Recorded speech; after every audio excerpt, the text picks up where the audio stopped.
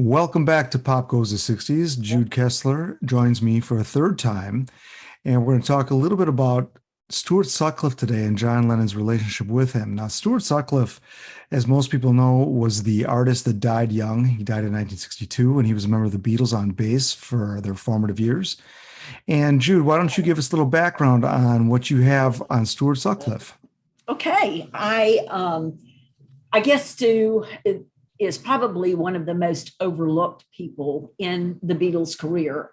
Matt and I were talking a couple of days ago about Fred Lennon being one of the most maligned people in the Beatles' career, when Fred actually was really nice guy. He has gotten a bad rap throughout the years, but Stu probably isn't as emphasized as he should be, because he changed the Beatles in innumerable ways. And you've got all kinds of people. Matt's going to talk in another show about Stu's art, and he's going to show some of his art. So we're not going to really address that today. But one of my favorite poems, Matt, is a poem by John Greenleaf Whittier called Maud Muller.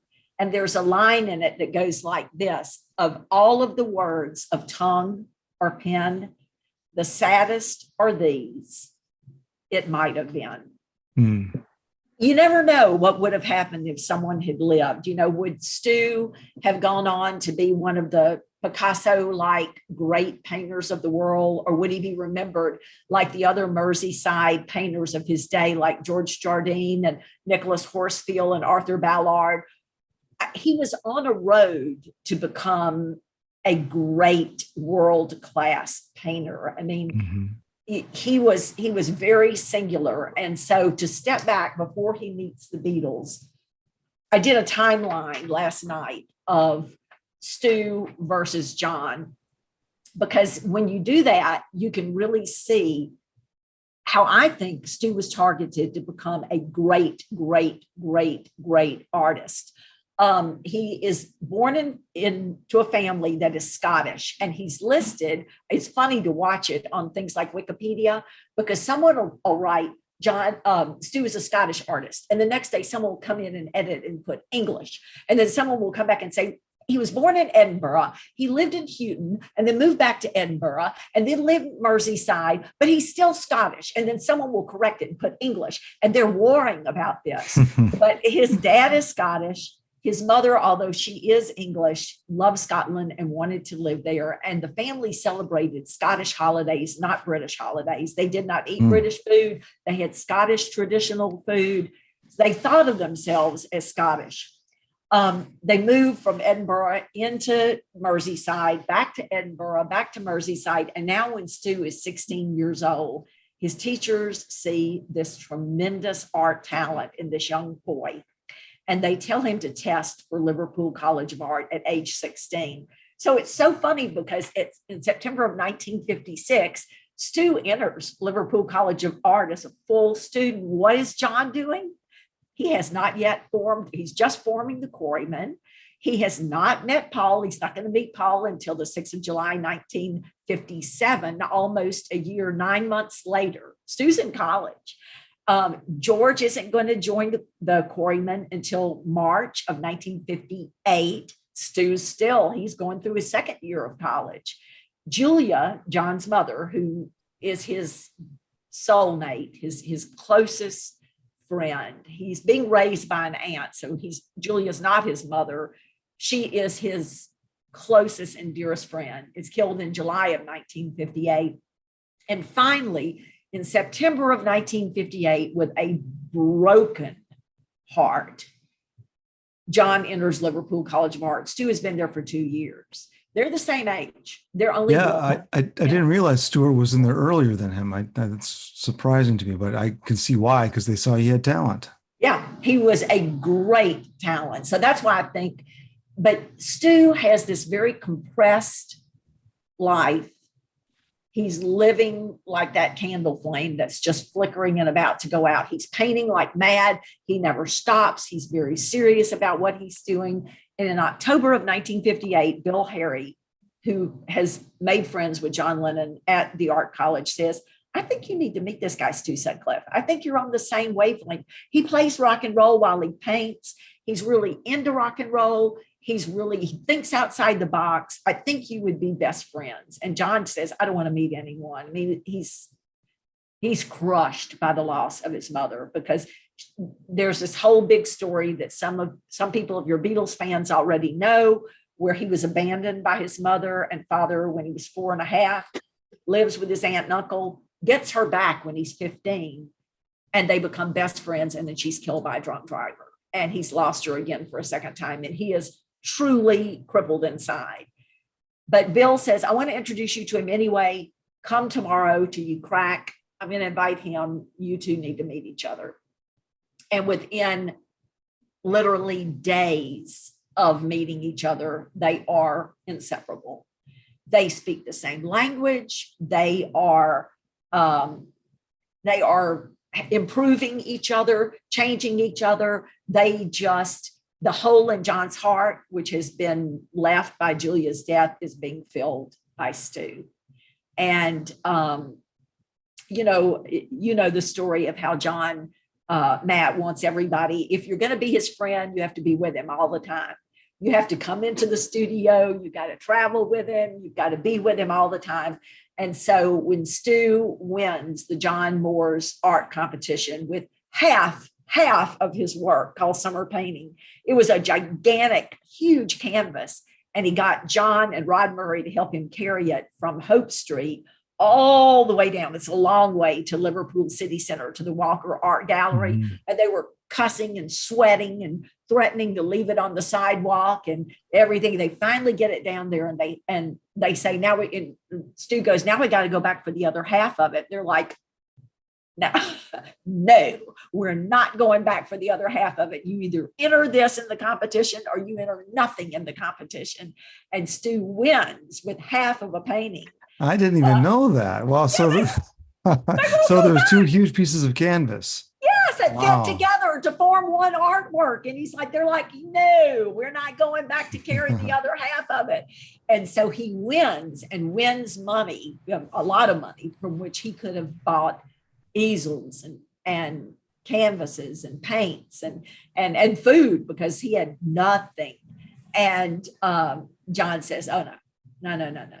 You are going to buy a guitar and you are going to join the band, which is still the Quarrymen at this point. And Stu's like, I don't want to join the band. And John's like, you're going to join the band. And join the band he does, even though he tells John that it's ruining his artist fingers. He doesn't have time for it. It's not his obsession. It's John's obsession. He still joins the band. So, they come together, but from very different places. Mm-hmm. Stu's got a stable family. His mother supports what he's doing. She believes in his dream. She believes in his dream so much because she's very sickly. She's very, she has terrible health. And when he starts painting at home at 16, when he enters Liverpool College of Art, she loves him so much that she says, I'm going to get you an apartment downtown next to the art college so that you can walk over to the art college. I can't breathe, but I don't want to impact your studies. Mm-hmm. And so she does that. Imagine a 16-year-old going off by himself into his own apartment to, do his work. But they know Stu, and he's very serious, and he does that. So,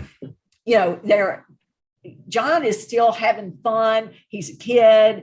They're practicing in the air raid shelter in the back of the yard, and they're carrying that tea-chest base places, and who's going to show up and who isn't going to show up. And how about that Paul McCartney? Should we have him in the group or not? His life is still a teenager, where Stu is very much living in an adult life at the same time. Hmm. And I bet you that was very attractive for John Lennon. The what? That was very attractive to John Lennon's living that adult lifestyle. And I can see why that John hung around with him. I mean, obviously Paul McCartney was forging a tight bond with John Lennon musically, but I always looked at Stuart Sutcliffe as an artist that John actually looked up to as opposed to over to. So Paul McCartney was an equal of his, but I think John Lennon recognized Stuart Sutcliffe as a better artist than him, and he respected him that way.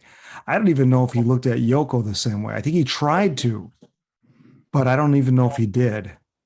Yeah, Yoko adds some dimensions that John had not delved into. I mean, I know we're going to talk about Stu as a performance artist, as a conceptual artist, but he wasn't quite as conceptual as Yoko, like Bagism or Planting the Acorns, or Yoko takes another step into a really more performance art. Stu's idea of performance art is taking what you've got and making, no matter what it is that you've got, making it artistic, like having the most artistic podcast you could ever have, or taking, if you're a chef, turning your food into an artistic creation. That's his thing. But I think that John respected both Yoko and Stu, but Stu was more a muse for him. As long as he's with Stu, he functions, because Stu has taken the place of Julia. Really. Okay. So, well, I think, Stuart, he had some musical background. There's the story always goes that, well, he didn't know how to play his instrument. He actually had a guitar and played guitar. So to move over to bass is not that big of a stretch. It's not like you're moving from acoustic guitar to violin. Now that would be a stretch. right. And but obviously his heart wasn't in it. I didn't realize how much Stuart had to be talked into joining the band, because I know that they wanted him in because they needed a bass player and he could afford a bass. Yeah. And but it's clear that. So when did he join? Do you know the dates that he joined? He was with them months before they go to Hamburg for the very first time. I don't remember the date. I'd have to go back and look at what date the Walker Art competition was, and see. It might have been 59. I would think that he was with them in 59. Yeah. And, he immediately, I mean, he has no choice. Immediately the next day they go to Hesse's, and he picks out the instrument and starts rehearsing with them.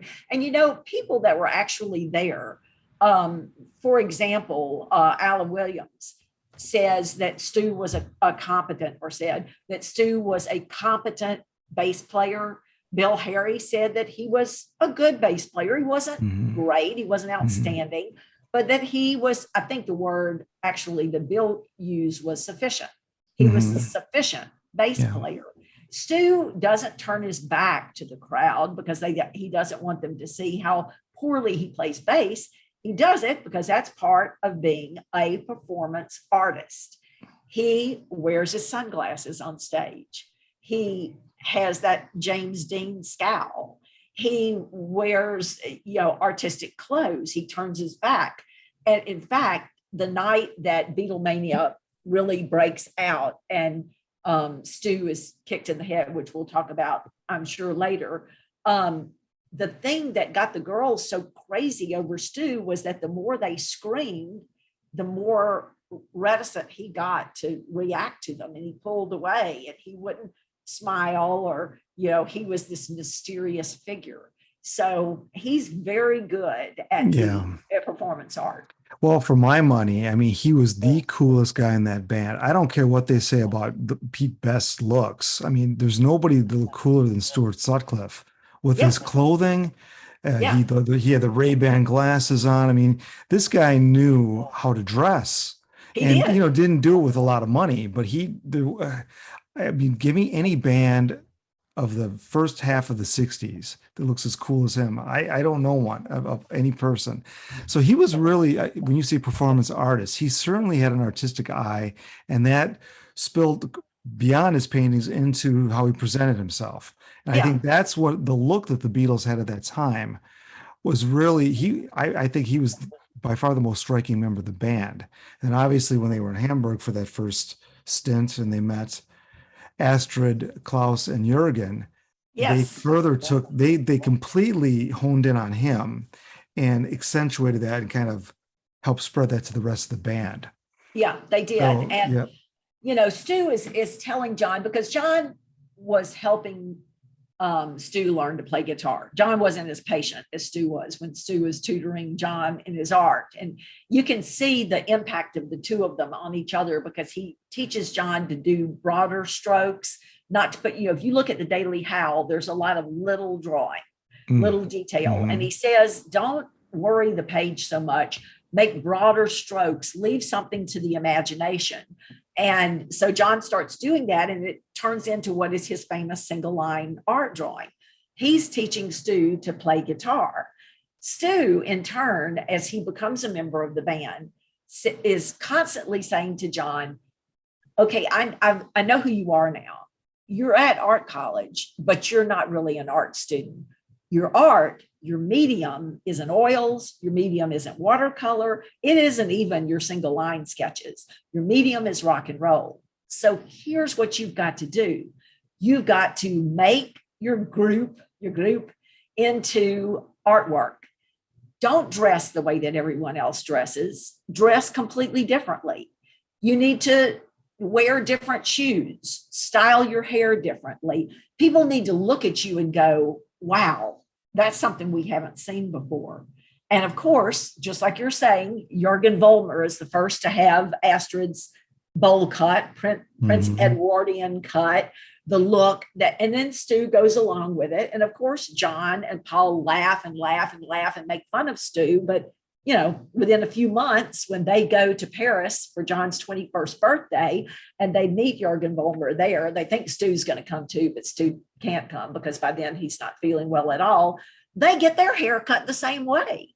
And they follow suit. They do dress differently. They go back from Paris by way of London.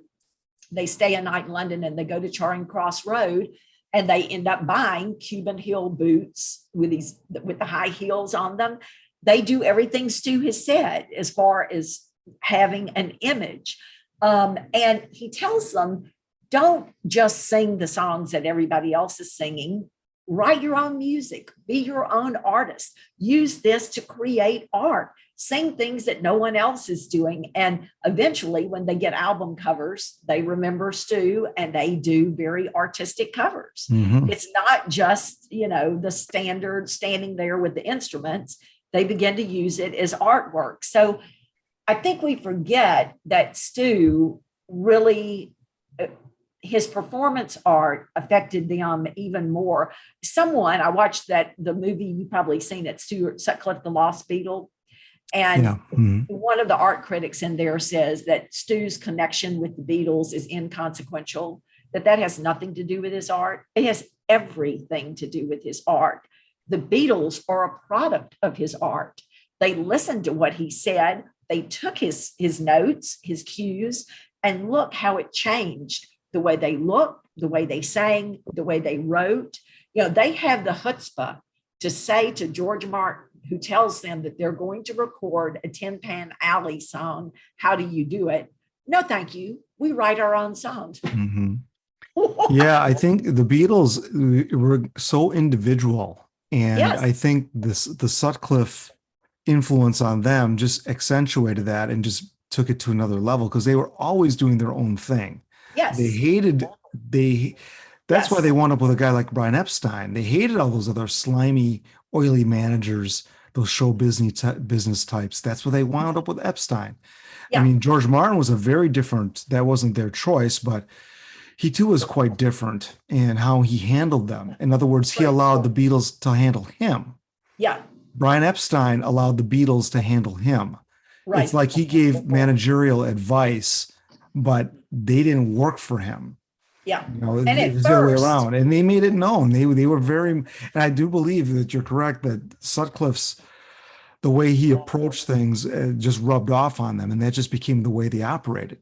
Right. To think outside of that limited Tin Pan Alley or whatever it is box, even the Merseyside box, because you look at a lot of the other Merseyside bands.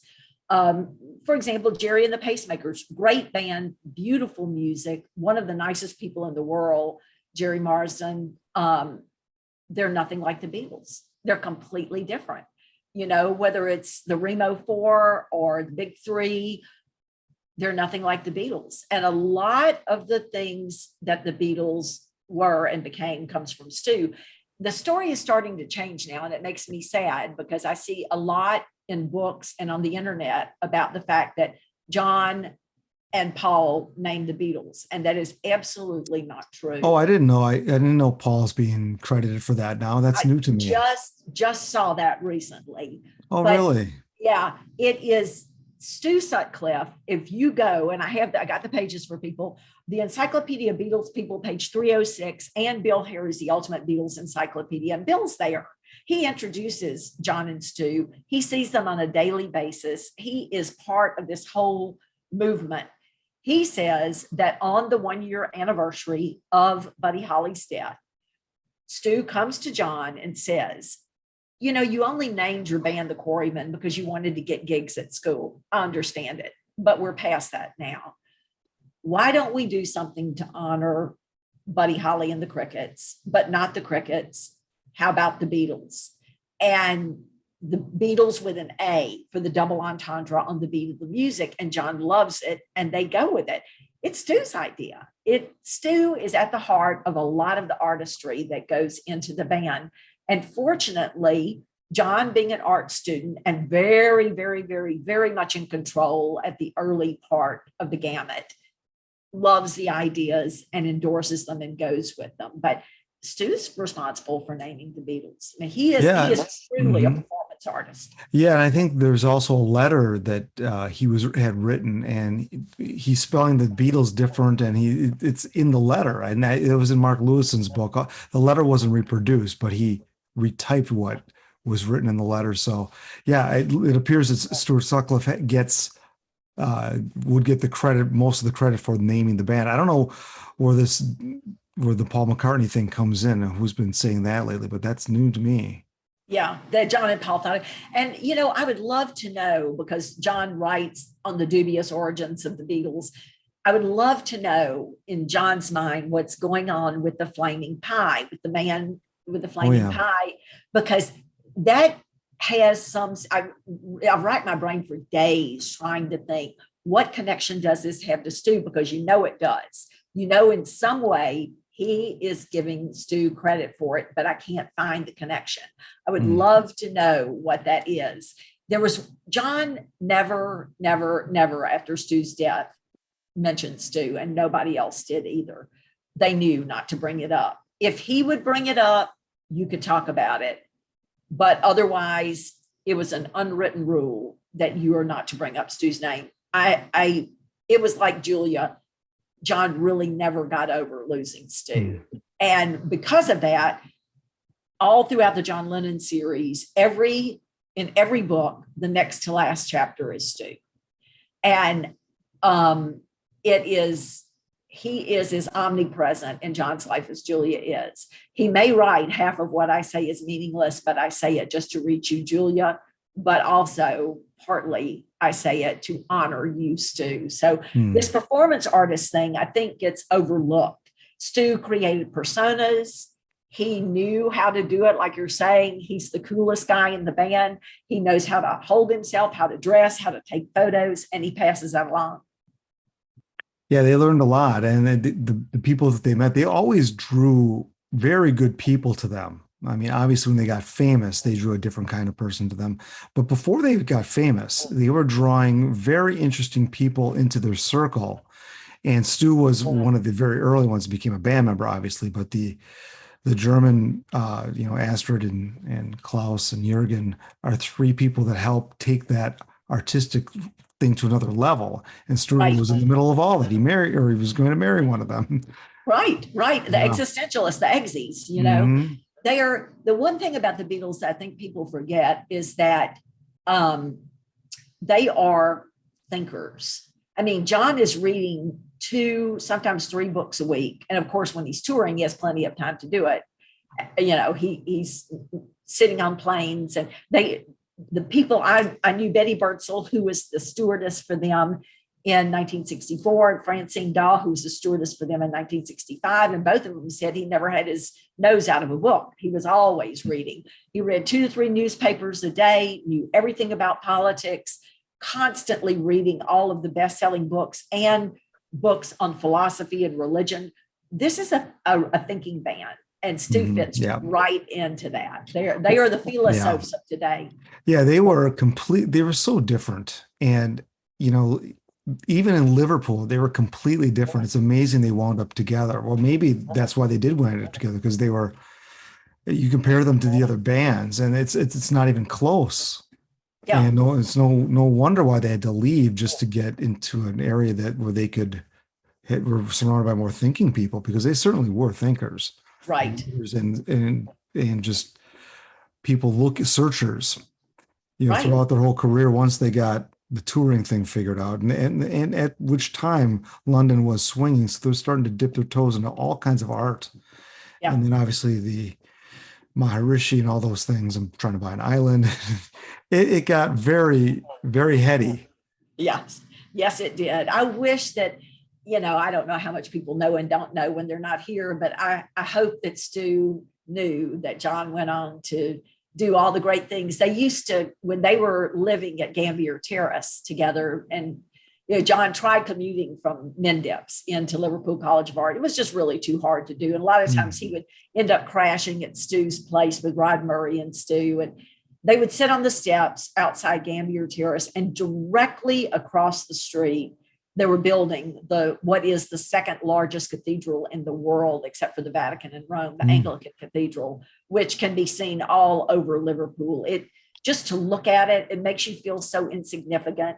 The doorway is just immense. It looks like 10 people could stand on each other's shoulders and not touch the top of the doorway. It's Mm. magnificent. And Stu would always say to John, that Anglican cathedral is you. You are a masterpiece being built. I hope that I'll be here to see what you do. And John's like, of course, you're going to be part of it. You're going to be with me. You're going to be part of the group. But of course, Stu isn't, he's Mhm. gone. And John does go on to become the second largest cathedral in the world, if not the largest, in the world of rock and roll, a beautiful, magnificent creation that is different from any other creation. And that was such an image that they used. It was, it just, so much of Liverpool, when you walk the streets of Liverpool and you see what they saw and you look at what they were inspired by, you can really see how all this came about. And Stu, of Mm. course, is a crucial part of that. Where did that quote from Stuart come from when he was talking to John and telling him that he was the cathedral? Where's You that know, from? I don't know who originally said that or knew that, but they use it in Backbeat. Oh, do they? Yeah, Okay. it's at the beginning when they're talking about, what I like about Liverpool, Mr. Sutcliffe. No, I don't know what you like. Tell me about it. They use it several times, and I don't know if who overheard it, if it was Rod Murray, who was with them, and lived with them. And I think most people know that John told both Rod and Stu that he needed a bass player for the band. And Rod started making, in fact, Rod still has the guitar that he was making to join the band when Hmm. Stu wins the money in the Walker art competition, and John makes him go buy the bass player, and Rod is out. But yeah, I don't know if Rod is the one that overheard it, but in Beatles, the people in Liverpool repeat it quite a bit. Okay. Very good. Well, one other thing I wanted to talk about, since we were the historiography part of Stuart, it got very muddled with his sister coming out with a book. And this had to do with the story that John Lennon was the person that caused the death of Stuart Sutcliffe by kicking him in the head, Yeah, and which always didn't quite pass the smell test. And we right, find out that his sister, when the publishers discussed it with her, that to make some of these stories more exaggerated would sell more, she changed her story to right, this crazy idea that John Lennon kicked his best friend in the head, and which is what caused his death a year or so later. right. So let's talk a little bit about that, because I think that's one of the more blatant lies that's been told by somebody who's in the Beatle family, essentially, of Right. a family member, to make a buck. Yeah, it is. I knew that we were going to talk about this, so I tried to get quotes from everyone that knew both John and Stu to see what they had to say about it. So, if people watch the video Stuart Sutcliffe, the Lost Beatle, here's Astrid's comment. John never raised his hand to Stuart. That is absolute rubbish. Horst Foscher, who was the bouncer at the Kaiser Keller, said, I simply don't believe it. Alan Williams said, rubbish. They were best mates. They loved each other. Here is what Bill Harry wrote for the foreword of Volume 3 in the John Lennon series, which includes Stu's death. And it examines historiography as it focuses on John's life. And this is what Bill Harry wrote. In that book that Albert Goldman created, which is The Lives of John Lennon, we find the ridiculous and completely unfounded story that Stuart died as a result of John kicking him in the head in Hamburg. In an interview in the magazine Beatles Unlimited, Pauline Sutcliffe was asked about Goldman's fantasy, and she said, that is utter rubbish and completely untrue, close quotes. However, when a ghostwriter took over to write her third book, The Beatles' Shadow, up popped this story about John kicking Stuart in the head, with Pauline claiming the incident she had previously denied was true. And lo and behold, her book was serialized in the Daily Mail. Yes. So that originated with Goldman. Yeah. Okay. And then she adopted it later, because I know that Philip Norman, who had interviewed her extensively, never brought that up. This was years prior. Right.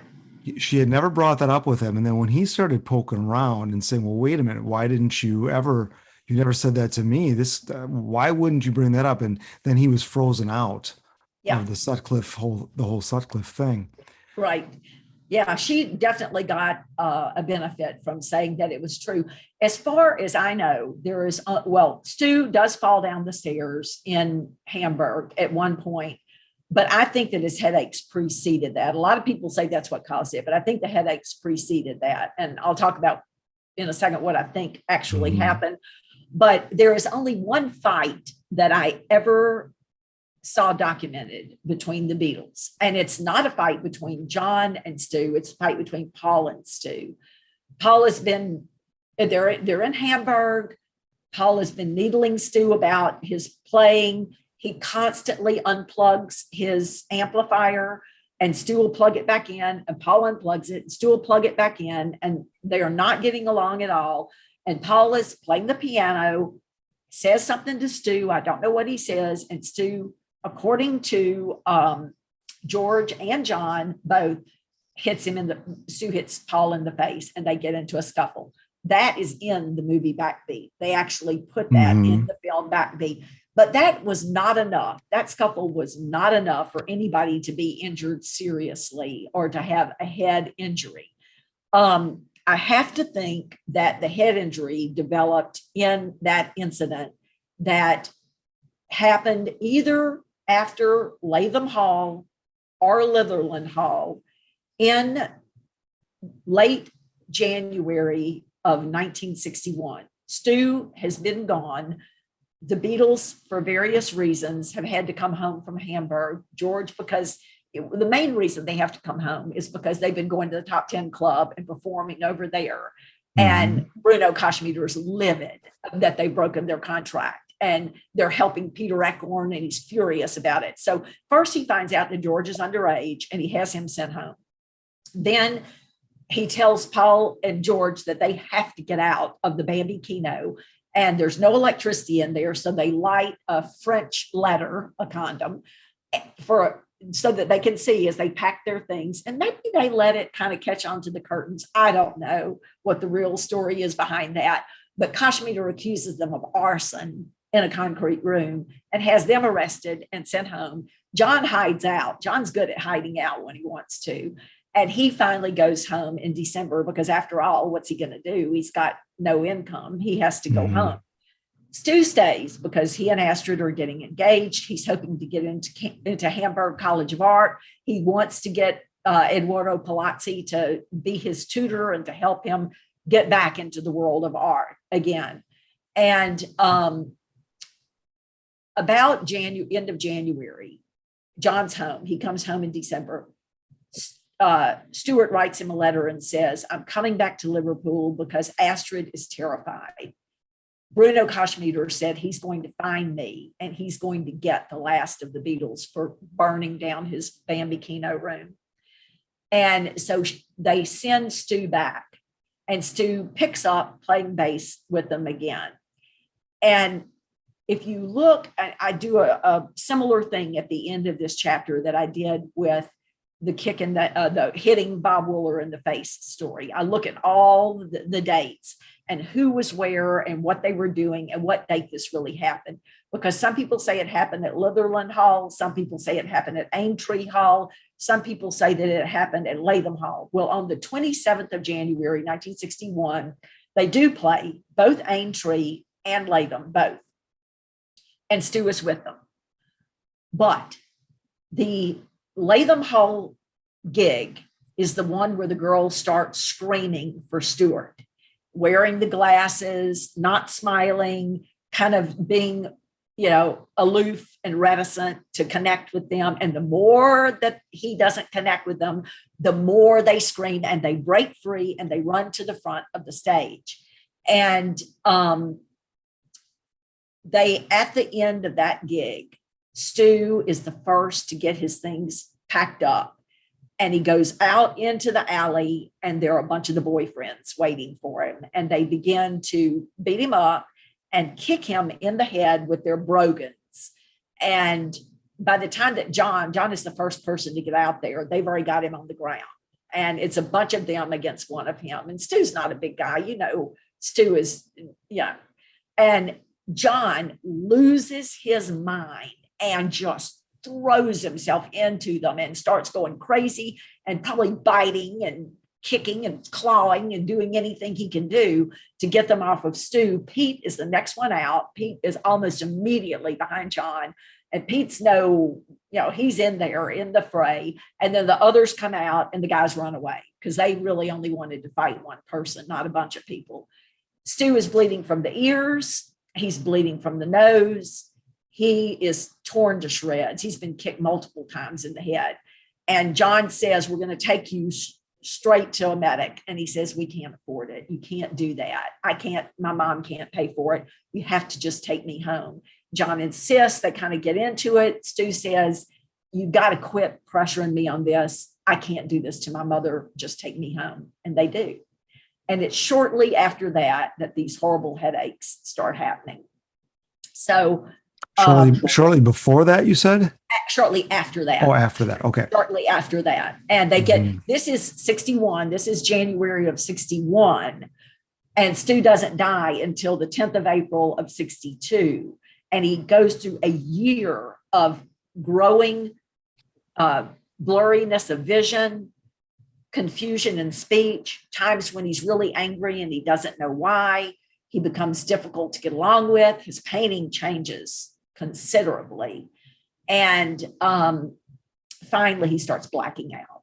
And, I wish that he would have, I don't know if medicine in 1961 would have been able to help him even then, because finally, Astrid and her mother sent him to a specialist in Hamburg who said there's been some bleeding in the brain, but there was nothing that they could really do for him at that point, months and months later. And so he ends up dying just 2 days before the Beatles are to come back to Germany. And John and Stu have been writing each other and saying how they can't wait to see each other again. And by the time that John gets there, he's gone. Yeah. Yeah, that's such a sad story because Stuart, he would have always probably been connected to the Beatles throughout their career. Yeah. And stayed connected with them in some way, and maybe designed album covers. Who knows what he would have done? Right.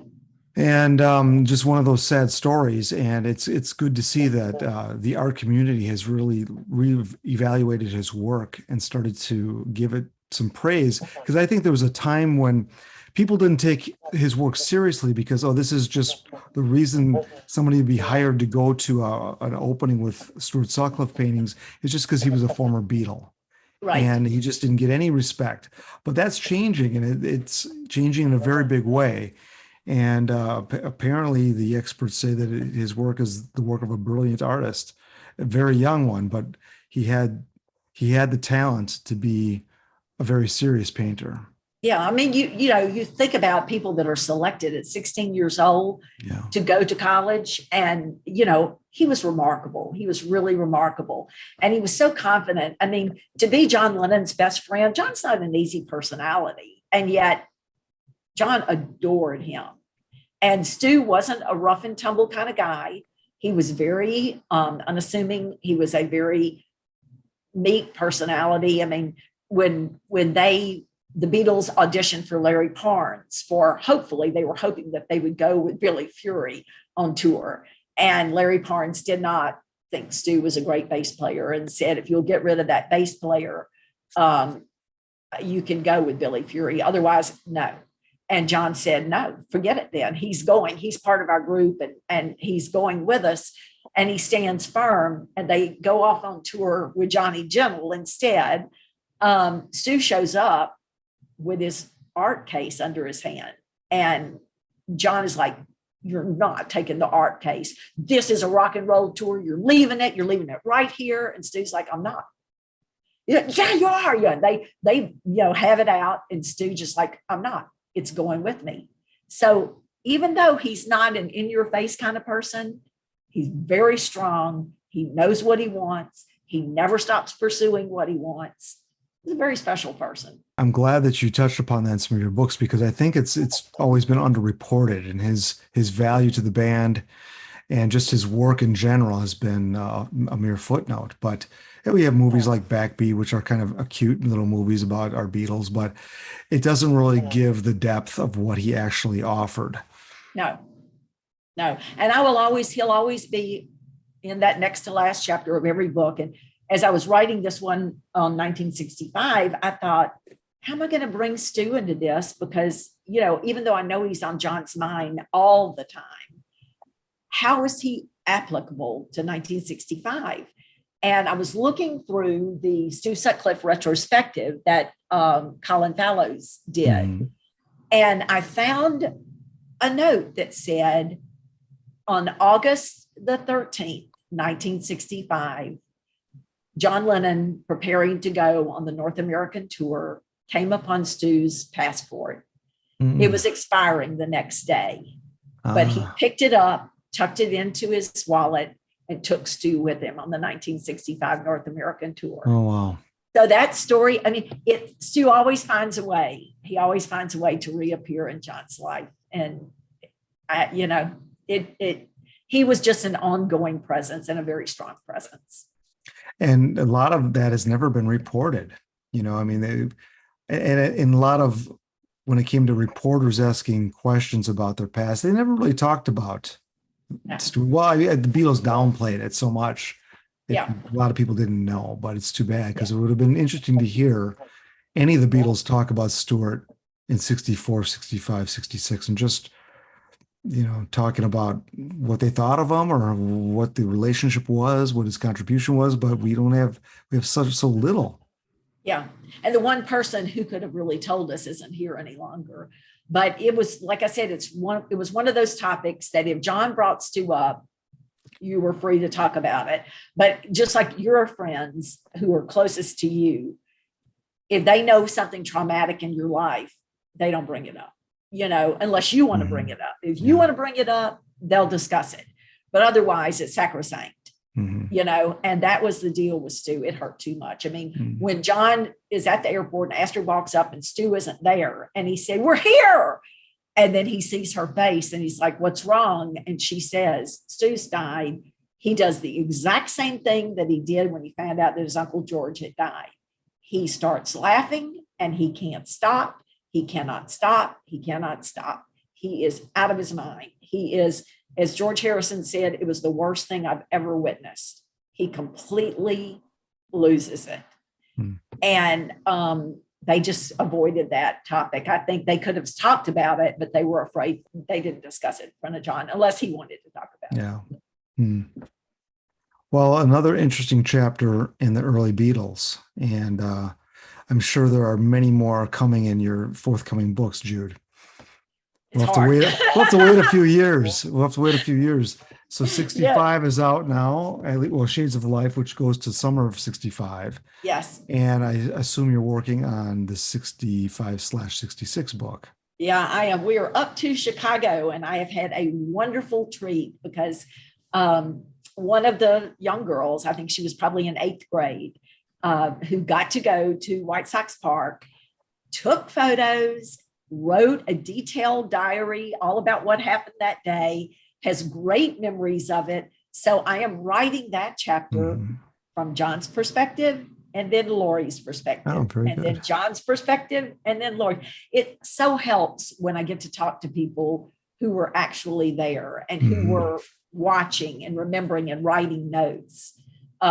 Because you need to know details, like because I'm telling it as a story, I have to know things that people that are just telling the facts don't have to know. For example, when the Beatles in September are recording the single of Love Me Do, that day, George Martin took them to the Alpino Italian restaurant for lunch. But I didn't know how they got there. I mean, did they walk? Did they go in a taxi? Did they go in George Martin's car? So I wrote to George Martin and said, could you please answer this question for me? I know that you took them to the Alpino, but how did they get there?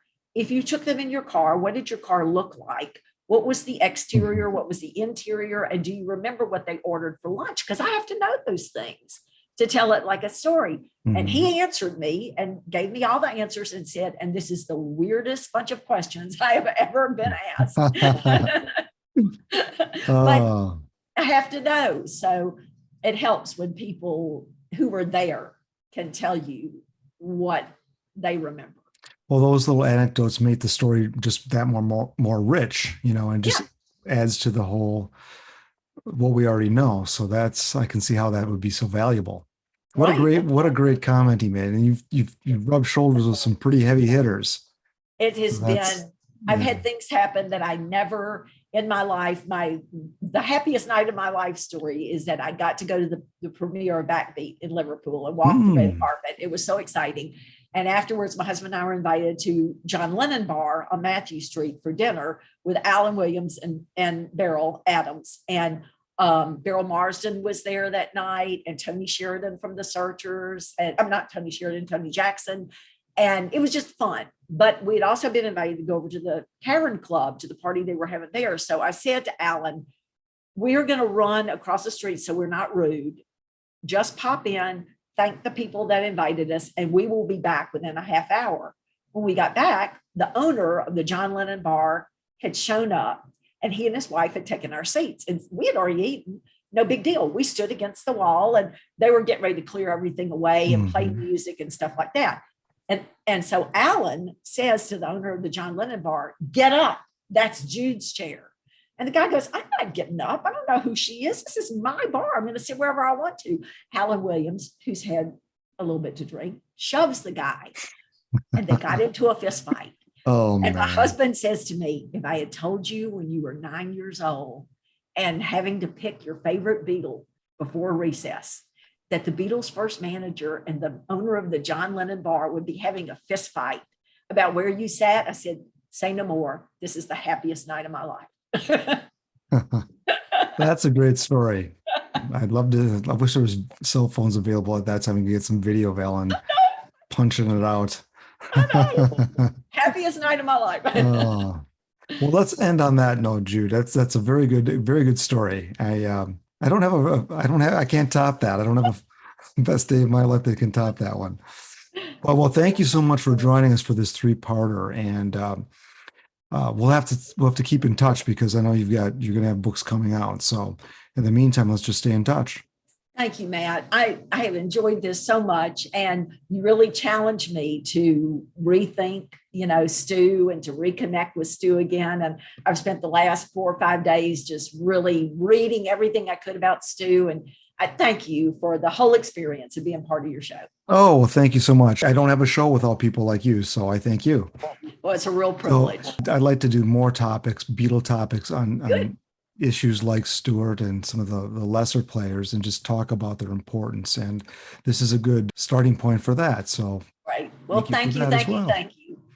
Okay, well, we'll keep in touch. And ladies and gentlemen, stay tuned for more here on Pop Goes the 60s.